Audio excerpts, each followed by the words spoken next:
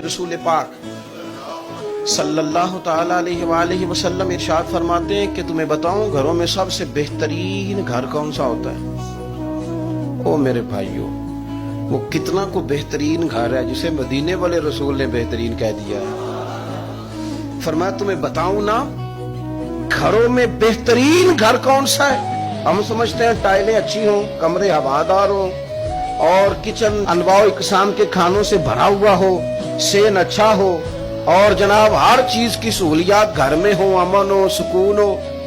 نہیں، حضور فرماتے ہیں مجھ سے پوچھو نا بہترین گھر کون سا ہے؟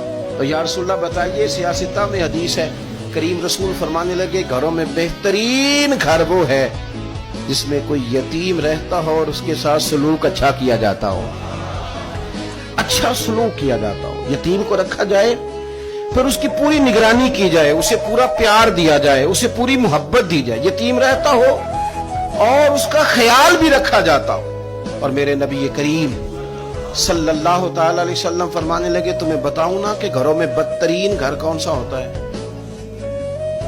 بدترین گھر کون سا ہے؟